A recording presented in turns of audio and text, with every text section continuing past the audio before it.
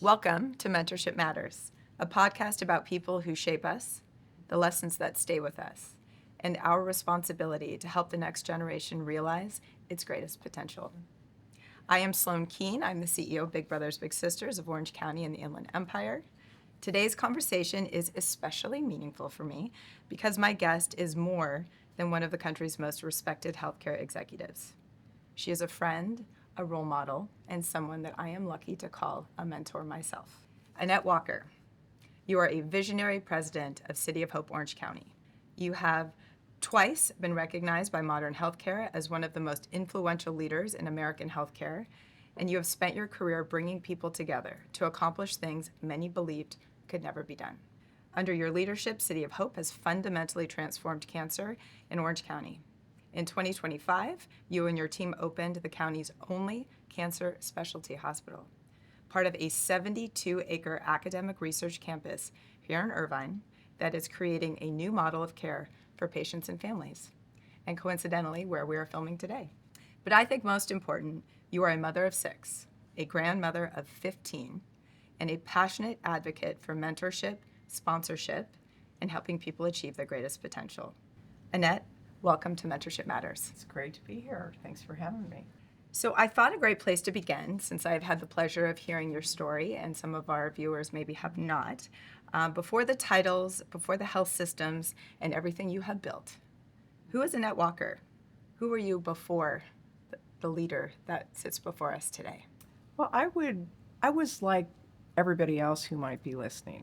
I was a kid in high school who wanted to go to college. I was actually I was a scholarship student, and it was like I had these understanding because of my family circumstances that whatever I achieved or needed to do, I had to find a way to do it. My family wasn't able to provide. They provided emotional support and all that, but when it comes to the finances, how to even get in college, which itself today is an art. It was like something I had to figure out. So if you ask me who I am, I still sometimes, you always are kind of where you came from. And that's not a bad thing, because our history, my goal in my life is, as you journey through life, at each phase and each place, you're learning from that history and you're taking those things with you and building on another one. So I certainly was not sitting there in high school or in college saying, I'm going to be president of City of Hope when I grow up. I was more like just taking one step in my career at a time, one foot in front of the other, and making my way towards a career, yes, and towards a family, yes. But I didn't have an idea of what must happen. I was more enjoying the journey. I love that. Absolutely. I love that. And I often feel like at Big Brothers Big Sisters, we meet young people where they are. And I tell them, where you start is not where you end. Really, life is about the journey. Absolutely. It's about access, it's about exposure, it's about the people you meet along the way. I often say, just say yes. You never know what road is going to take you to where you ultimately need to be. You just have to be open to it. 100% agree. So you started as a biology student Yep. and then eventually found your way into healthcare administration. Tell us a little bit about that kind of right turn. Well, that was unplanned, unplanned departure. Well, that's a very apropos for our conversation. Departure. I was a junior in college, earning my way to a bachelor's degree. At the time, I wanted to go to medical school, and that was my path. I had an unplanned pregnancy, and I ended up having to make a very difficult decision of, what was I going to do? Everybody told me my life was over, my career was over, I'm never going to be a doctor, I'm never going to be anything. I likely wouldn't even graduate. And so anyway, I went and actually I remember very clearly going on this retreat and telling God, you tell me what to do. I don't know what to do. And I walked away from that retreat with 100% confidence that I was going to keep this child, I was going to do it on my own, and everything was going to be okay. But I had no idea how that was actually going to occur. And I look back on that time, long story short, I graduated on time. I got my bachelor's degree. I ended up going into laboratory science because I had to be practical. How can I make money fast with a biology degree? And the shortest route was to spend a year in laboratory medicine, become a clinical lab scientist, and then I'd be able to take care of my daughter and myself. So that's what I did. I didn't realize that at the time what I saw was a departure in the path was actually a better path for me. And because it had opened up to the world, when I actually got into medicine, I understood very quickly that, well, I could do the medical thing. It wasn't what I loved to do.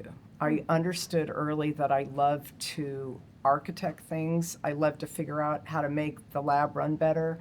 I loved leadership. And I increasingly was drawn to leadership. And just that is what eventually landed me where I am now, some 40 years ago. It was a path. Now, what I did learn from that I hope your listeners hear from me is I call that like my Goliath moment. And I use Goliath because everybody knows the story of David and Goliath. The only reason they know who David is because he beat Goliath. If he hadn't had that challenge, he would still be a shepherd boy on the hills. Nobody ever would have heard from him. Goliath forged in him a strength and a confidence. That's what that experience did to me. Nothing scared me as much as that moment. And nothing made me understand how strong I was than surviving it, and not just getting through it, but surviving it and thriving and seeing that, life was good. So those moments, whatever they are, and now at my age now, I look back and it wasn't my only challenging moment. It was my biggest. But everybody has these. And your choice is to let them beat you, or your choice is to learn from them and move on. And when you learn from them, they make you stronger. They make you resilient.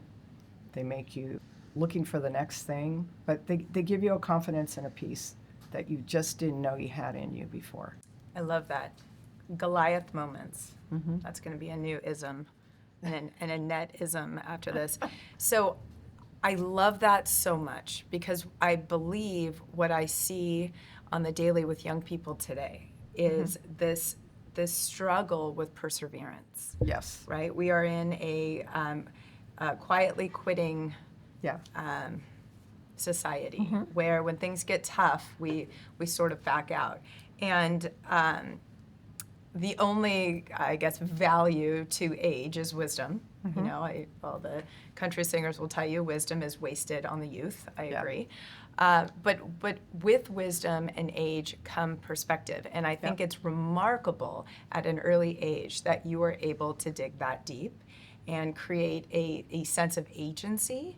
Like when the world is sort of telling you to do one thing, it takes a remarkable amount of, I would just say, faith maybe to move in a different direction.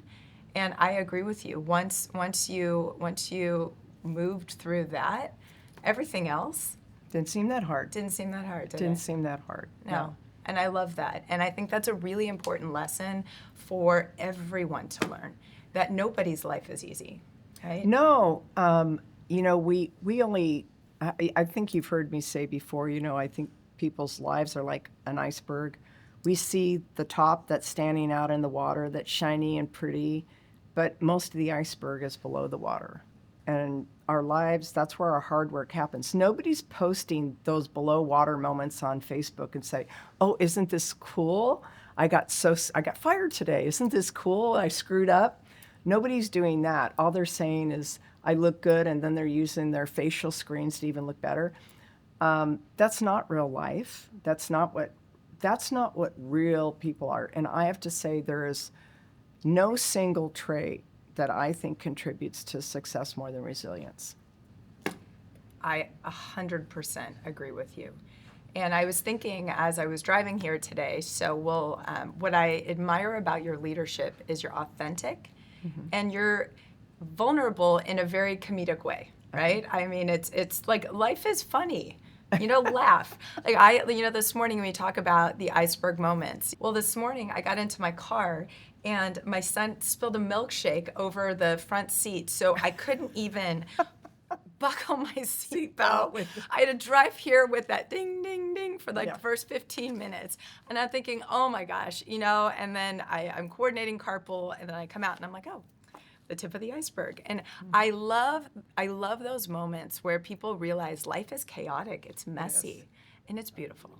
It absolutely is. It's beautiful. And it's your philosophy every day that I believe is what dictates success. I can get up every day and say, I have to do something, start as a victim, or I can get up every day and say, I get to. I get to do something. And I think that small shift is where you see very successful people climb higher because they're able to reprioritize and they're more resilient. No, I agree too. I think I'm going to say something about agency. Yeah. So like spilling your milkshake all over you. You could be a victim and fall apart. That's a small victimology thing, but it's an example of people say, I can't do this because, or this only happened to me. And it's like, you can make yourself a victim.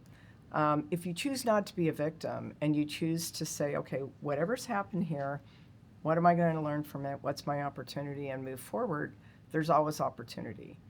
I talk to a lot of college kids now or new career, and it's this sense that if it's not perfect, it's not right. Mm-hmm. Like when I get out of college, I'm supposed to have the perfect job. You know what the perfect job is? The one that pays you and the one that you learn from. That's the perfect job. I'm still not in the perfect job, but it's a great job.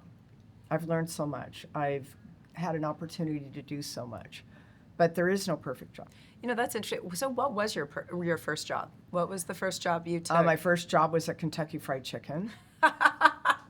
So you know what good fried chicken tastes like. Yeah, I still like it. It's terrible. It's terrible for you, but I still like it. And that was my first job, and I always liked it. I actually have never had a job I didn't like, to be honest with you. I always have been challenged by learning and trying to master whatever it is I didn't know about it. So whether it's been in the more administrative roles or Kentucky Fried Chicken, I was a waitress all through college too, and that taught me a lot about how to work with people. And I worked in the good old days. We actually put cash in your pocket at every table instead of having to wait for it to come from your boss or whatever.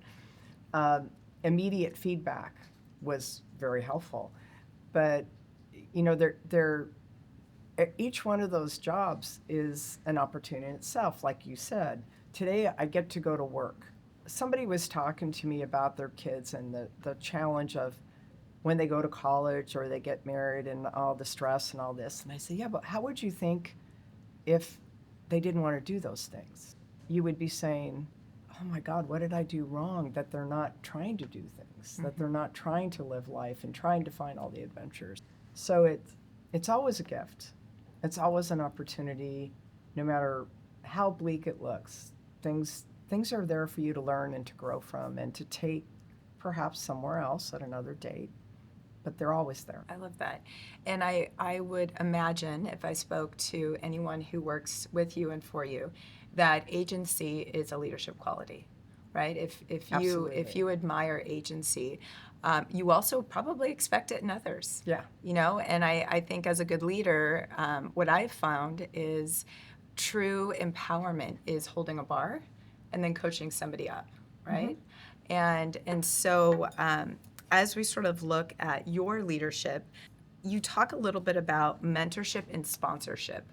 Are those different in your mind? Are they connected? Is there a difference between the two? Yeah, I think there is a difference, and both are good. A mentor is, to me, someone who's more outside your situation, who can give you advice and objectivity and share with you ways you might grow.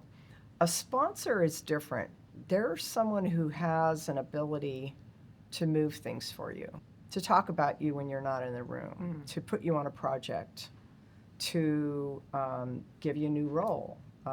They have active ability to participate in your destiny, and they take it and they invest in you in it. So that's how I see the difference. They do overlap, but a sponsor has access to different aspects of your life that a mentor does. Do you have somebody that sticks out as sponsor that sponsored you early in your career that helped you navigate? I have many. Yeah. And I was just talking about this yesterday. At different stages, it was different people.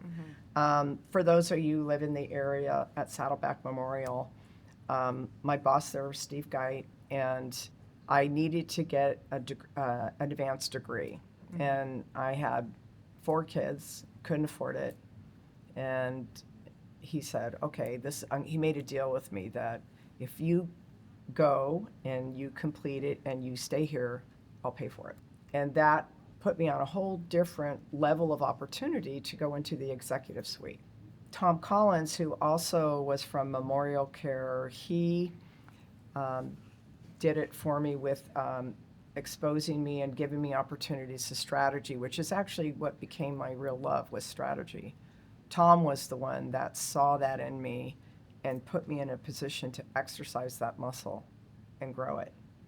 Deborah Proctor was at St. Joseph Health. She taught me that I had learned many really good administrative skills and leadership skills through my Memorial Care experience. Deborah Proctor, she taught me how to like a very different way of just really loving your people, and how it's not the same as liking them. It's, having that sincere interest in what happens to them, what happens to their family. It challenged me to up my game on that. And then I'll say Robert Stone, who's my boss right now, his sponsorship in how he provided me the opportunity to build what we have here in City of Hope, and always there if I needed him, always there if I needed reinforcement, getting the $1 billion from the board. It's just a little bit of money. That's one heck of a sponsorship. But again, I think depending on where you are in life and your career, different people can come to you at different times. So I think what's important, so anyone listening to us today who is in a position to sponsor someone, Yeah. I think what's interesting is you and I have very parallel. There were a multitude of people who influenced your life, but the first few were men. And my first, I would say, to use your vernacular, I'll use sponsor, was Larry Walsh. I was at the Discovery Channel, and I was 21 years old. I didn't know right from wrong, and he just took me everywhere. And he said, listen, don't speak, just listen, just absorb. Listen.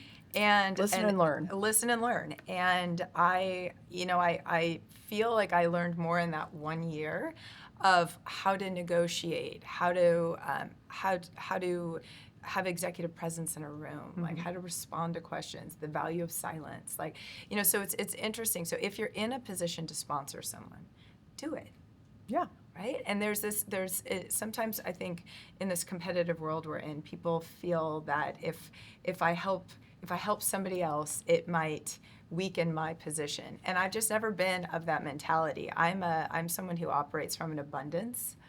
More is more. Yeah. Right? I was talking on this recently, and I think, when you think about a career, you think about the steps of success. And when you're younger, that's what you're very focused on. How am I going to get from this level to that level, or this job to that job? As you get older, you begin to realize you're not so worried about that. You're worried perhaps about legacy. Yes. Legacy is building the things that last after you're gone. Nothing lasts more than those people who then take whatever opportunity you gave them or learned from you and start expanding it, so that whatever efforts you had, they start to multiply thousands and thousands of different ways. And to me, that's the ultimate of leadership in life. The same thing with your family. It's not a different principle with your family than it is at work. It's not. So it's a perfect pivot moment, because I was very taken by a quote. that I have seen written all over your walls. Uh-huh. And it says, "There is no profit in curing the body if in the process we destroy the soul." So I've seen it more than once, so it must resonate with you. You are the Yes. boss. You get to choose what goes on the walls. Yeah. What does that mean to you, and how does that affect the way that you lead? Well, this was a quote from one of the early founders of City of Hope. And he recognized that we are not just physical beings, we are spiritual beings. We have more to us than just our physical health. If we're not spiritually well, physical health isn't always enough. And so he put that in place, and that it's totally, I think, has impacted the ethos of City of Hope and the way we see our patients, is that they're not a cancer patient, they're a person, and we need to address the whole person, body, mind, and spirit, and try to make the whole person well. And I think that that aligns with my own personal beliefs too, but it is like an ethos here, a creed, and we believe that a unique opportunity, and I do believe it stands out at City of Hope. I don't know if you've known anybody who's come here, but I've been in healthcare many, many years, and the experience and attention to the person is quite extraordinary and exemplary in the healthcare world. Unfortunately, my mom is a person, a client here at City of Hope, and I would tell you that that is absolutely true. Yeah. That is absolutely true. She had a very tough. It's a very. So it strikes me that tactically on the ground, obviously, what I do and what you do are very, very different. But we have this opportunity with an emphasis on sort of human connection. We meet each other, or we meet our clients at a very vulnerable, chaotic, sometimes, very scary moment. And it's that humanity, the way that you see your clients as people, whole people, right? Does make the difference, I think, in your mind, body, soul. I feel like you have a better success rate in healing if you feel that everything is being administered to, right? Yeah. And I feel the same way when we meet families at the front door of our organization. I mean, nobody raises their hand for help, right? No. If things aren't chaotic, crazy, it's a very vulnerable state. Yeah. Right? And so I really do philosophically feel a responsibility to every client that comes through the front door to see them, right? And it really dictates the investments that I make strategically in the team to ensure that those needs are met. Yeah. And I imagine that is something that you do as well. Oh, always. And that personal touch, and I think, well, patients know you can't fool people. No, not when you're at your most raw and vulnerable. Actually, I think in general, probably you can't fool them either. Maybe for a little bit, but long term, they know. They know if you really care. And I've heard that you have a very innovative, state-of-the-art, I think Disney Imagineers put it together. Tell us about this meditation space that you've created. Well, it's a spiritual care room, and 80% of cancer patients indicate that spiritual care was an important aspect of their healing journey. So our challenge is when we built this campus, we built it for the people of Orange County. I think if you spent any time, there's many, many aspects that would appeal to the people who live here. But so we do our population studies, and we have 5 faith traditions in Orange County, traditional faith traditions. Plus we have a large group of people who say, I'm spiritual, but I'm not religious. So I want you to pay attention to that. So our challenge was, what do we do? And we're going back and forth about it. And Annette Morgan, who's our COO, says, why don't we try virtual reality? So we said, wow, that would be a new application, because we know hospitals have used that, like Chalk has used it for children to create environments in the hospital that make the children more comfortable. So that's that same person came over here and we go, this is what we want to do. And he worked with us, and it was he was very good at creating the technology. But it was an interesting experience to work closely with. There was a team of about 7 of us who spent a lot of time on it and got advice from the spiritual leaders in Orange County, and went back again and again and again until it was right. But so we now have a space that at the touch of a button, it could be a chapel, it could be a synagogue, it could be a mosque, it could be a temple, or it could be a beach, or it could be a wooded area, and you push the button and your scene stays on for 15 minutes. It is beyond cool. It is so beautiful. It came out even better than I thought we ever imagined it might, but it does feel sacred. You go in there and you go like, I can collect myself, I can calm down. If I want to pray, I can pray. If I want just respite, I can have respite. And there's familiar things in there too. So like the Huntington Beach Pier is the opening of the ocean scene because it's familiar to our patients. It might be somewhere they would go if they weren't sick. So we want to put our arms around them and recognize that going back to there's no profit in healing the body, this is an aspect of their care here that we just want to pay attention to. I love that. And, somebody once told me, if you want to see where my priorities lie, show me where you put your investments. Yes. And I genuinely have found that to be true. Mm-hmm. So thank you for investing in all of our souls in Orange County. I think it's far and few between, and we need much more of that. Mm-hmm. So to kind of take this into kind of, Annette, you personally. So you've spent your career in a field that frankly asks a great deal of its leaders. Intellectually, emotionally, personally. Mm-hmm. What keeps this work feeling like a calling for you? And we talked a little bit about mentoring and sponsoring and people who've helped you along the way, but what keeps when your feet hit the ground in the morning, what keeps you coming to work? Well, I will go back to the people are an important aspect of it. I mean, I like the people I work with. It's not like, oh God, I gotta see this person today. Once in a while that happens, but not normally. I do really like it. But I'll have to say the distinguishing factor, I've been in healthcare my whole life, so it's never like I've not always understood my work mattered.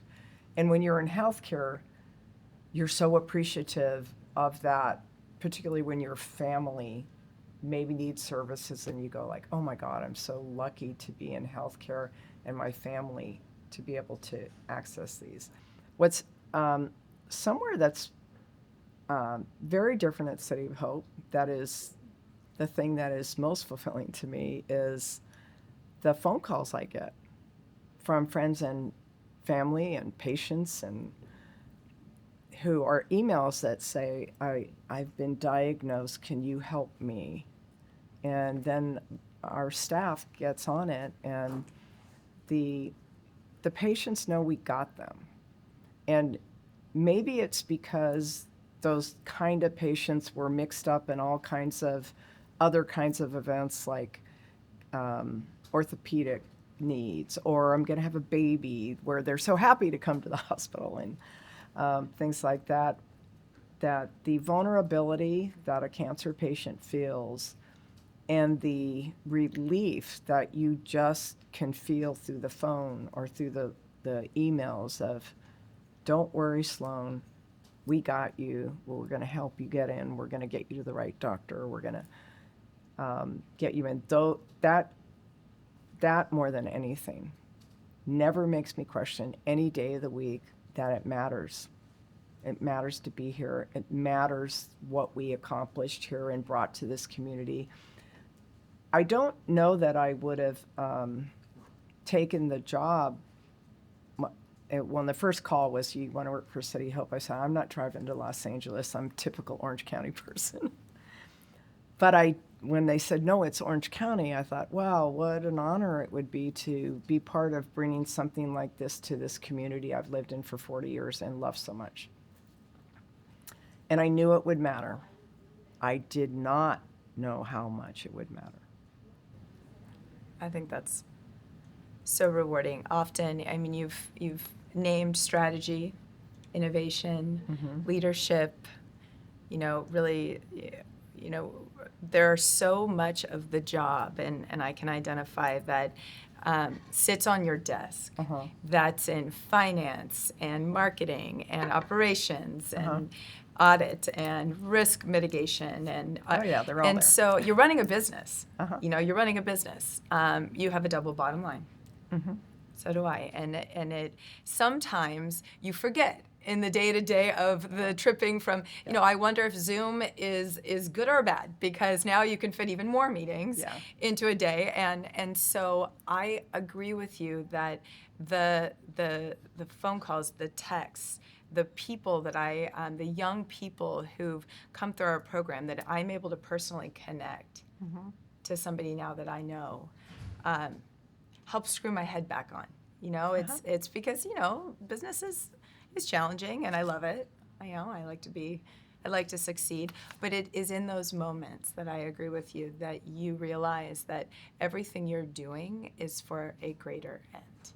Yes. And you really are saving lives. Yeah. No, I One person agree at a with time. that. And I say for any young person, when you pick a profession where you know your work makes a difference in the world and makes the world a better place, it becomes more rewarding than any financial compensation. All the studies indicate actually that people think, oh, I'll be so happy if I only make this much money. And that's never true. As soon as they make that much money, then they're like, well, I'd be really happy if I made this much money. The goalpost keeps moving. It's not the money that makes you happy. Right.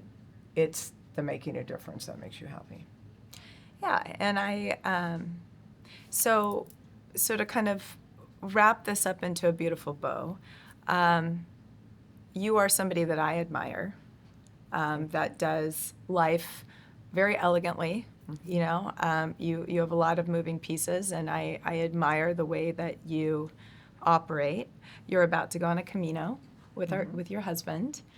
My husband thinks he's at the bottom of the list sometimes, so he would appreciate that you are. But your kids are out of the house. Maybe he'll move up. I'll tell him there's time.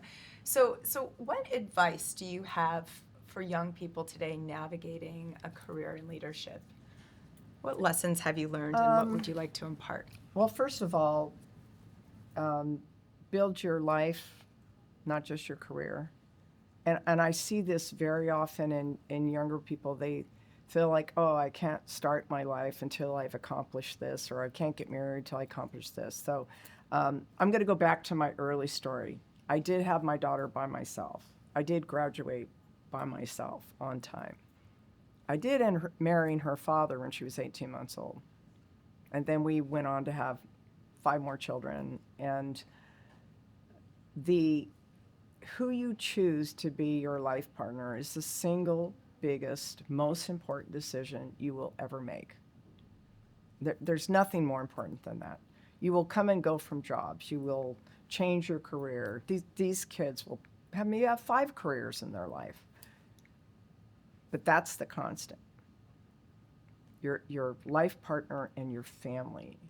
And I would say, that I'm not trying to negate that there are financial necessities of working hard and sacrificing, or the craziness like you're saying you're going through with your kids. Families are demanding. And actually, that's who we're working for, So careers are important, careers matter, but they will never substitute for what is going on in your personal life, ever. Never will. And when you talk about legacy, that's the legacy you keep. That's the legacy that never goes away. So I'd say do that. The other is to find work that matters. It'll always be fulfilling to you. And work hard. I get asked this at employee lunches, like, how do I be successful? And the formula is really simple. I don't think it's ever changed. Do what you're asked, or show up on time. That's a good one.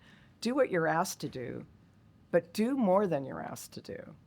You know, most people don't do number two. Or not, a lot of people don't do even what they're asked to do. I wouldn't say most people. Most people do, but many people don't. Very few people do more than they're asked to do. Very few people say, hey, Sloane, can I help you with that project? Hey, thank you for letting me on that project. That kind of effort over time bears a lot of fruit. Many people will rise to a certain level, but they're going to top out. They're going to top out by doing just what's asked. And then they're going to say, what? Why are they so successful? Because they didn't top out. They always said, what else can I do? How can I help you? What can I learn? Take any project, because any opportunity is an opportunity to learn. There's no such thing as not good enough for you, not hard enough, or I'm too smart for that. Organizations need people who just see what needs to be done and go at it. And so I'm sure you've seen, I don't know if you disagree with that advice, but it's very simple. Most people don't do more than they're ever asked to do. Most people, or many people, just don't do the simple thing of reliability. I can count on you. So it's not a hard thing. No, I agree. I'm smiling wide because that's why I admire you so much. Oh. I do think that I have never gotten a job that I wasn't already doing. Yes, exactly. And so I find that today everyone is a little too focused on their job description and Yeah. what does that say? And I'm like, I'm always doing the next job. That's how you Yes. get the next job. That's you show exactly people, right. you know. So don't be too concerned. I mean, if show up on time, that's a big one. But do the next job, Yeah. and I promise you, it'll find you. 100%. You know, and People so will say, I love "Oh, that. you know what? We should promote her. Yes. Or we should give her this opportunity because look at they're confident in you." Yeah, because you're already doing it. Mm-hmm. And I think, another Annette-ism from today is don't forget to build your life while you're building your career. Yep. And I think that resonates. It rings loudly in my mind because you're right. I mean, this morning I was like, all right, beautiful chaos. I got a seatbelt that doesn't work. I've got, my car looks like a bomb went off. And then I went, I get to be their mom. Yep. I get to be their mom. What would my life look like Without them? without them in my life? And you're right. That was wonderful. I work for them. In a weird way, they are my boss. Yeah. I need to manage up. But I think, don't forget to build your life while you're building your career. Because there is nothing at the top of the mountain if you're by yourself. Uh-huh. That's a really good way to say It's it. probably the most lonely spot to be in. Yeah. To hit success, whatever that feels like for you, and to have look no one to around share and it have with. nobody to share it with. No, I agree, 100%. All right. Well, Annette Walker, thank you Thank for you. honoring us with your time today. And you continue to inspire me and motivate me. And hopefully you've inspired some of our listeners. And, mentorship matters. I would just say one more thing to your listeners. You could be anything you want to be. But you do have to put that one foot in front of the other. There's no speed racing. It's, life is, it's a Life journey. is. It's not a destination. Exactly. But there's a treasure in every step of that process. Yes, I love that. I love that. So until next time, remember, potential is everywhere.